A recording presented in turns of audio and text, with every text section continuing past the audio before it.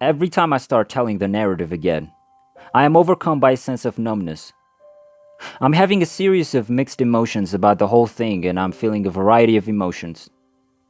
As I sat in front of the television, storms ripped across Lake Michigan. Storms fascinate me in frightening but intriguing ways because of a previous encounter. As the storm came closer and closer, and bigger and greater, I felt compelled to look out the window. I sat there listening and monitoring the internet to see whether I would have to return to the basement this time. The sky darkened, and the storm was heading straight for us. I was becoming antsy. I remember how the winds blew and how it rained the first time. There was nothing when the moment came. There was no wind, little rain, and the heavens did not appear as if they did the previous time. The hurricane blew through, uprooting several people and then continuing on its way. After a few hours, my folks called to ask if everything was okay.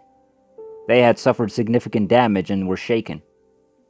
I was surprised because they lived 3 streets away and there was little to no breeze where I was standing. The storms passed and the city arrived to assist everyone in cleaning up.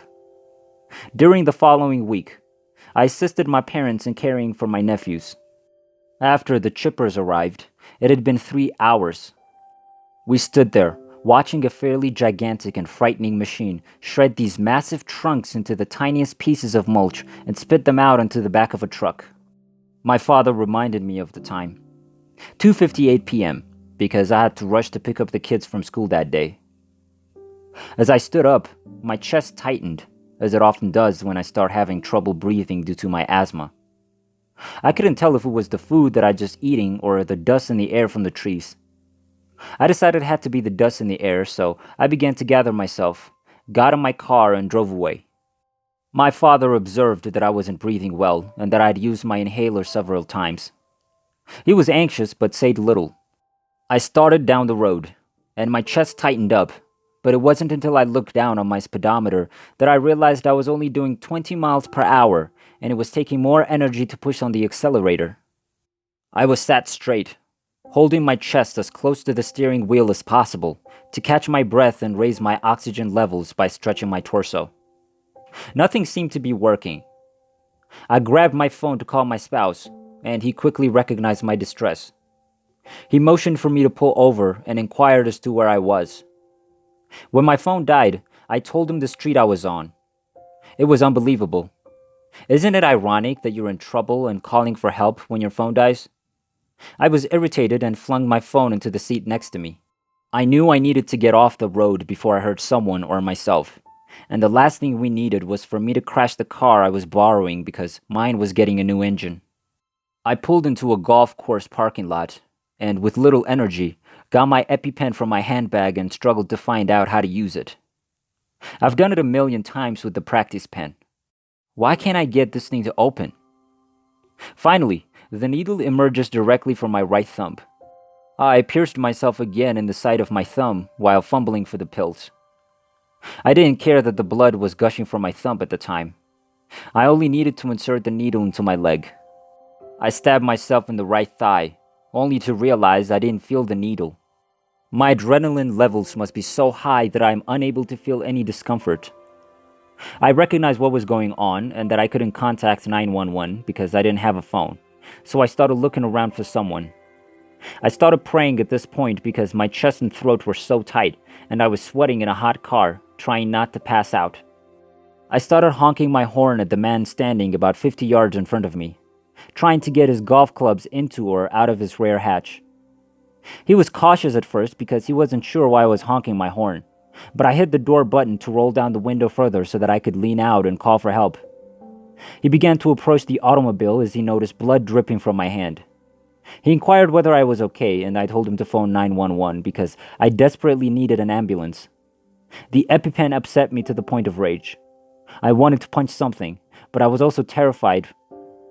When 911 put him on hold, the gentleman lost his cool. At that point, I wanted to cry because I couldn't believe my good fortune. He then dialed another number and introduced himself as a doctor, but I can't recall his name for the life of me.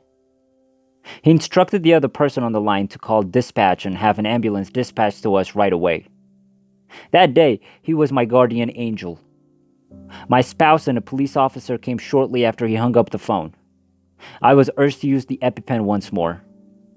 The officer suspected there was still some medicine in the syringe. This time, I gave it to myself in the left leg, and my spouse afterwards expressed concern that I would break the needle in my leg. I wasn't feeling anything at the time. I was furious that the ambulance hadn't arrived yet and continued to pray, thinking in amazement that this may be the day that is etched on my tombstone. The ambulance arrived a few minutes later, and they were transferring me over and onto a stretcher. They lifted me into the back of the ambulance and told my husband to follow. He took a few items from the car, locked them, and climbed into the back of the ambulance. I recall feeling really exhausted and weak, but I fought hard to stay awake. I was terrified and didn't want to pass out. I recall feeling as if I would die if I lost consciousness. They kept asking me questions, and my brain felt like it was about to shut down. I was still irritated from the epi shot, so I asked if they could ask those questions to my spouse because I couldn't think at the time. I was perplexed, and due to lack of oxygen to the brain, I was in a duh state. I recall leaning back and thinking to myself, I have help. It's good to let go. This annoyed me, but I accepted it. I closed my eyes, and a million distinct images flashed very swiftly before my eyes. I felt light and at ease, with no pain.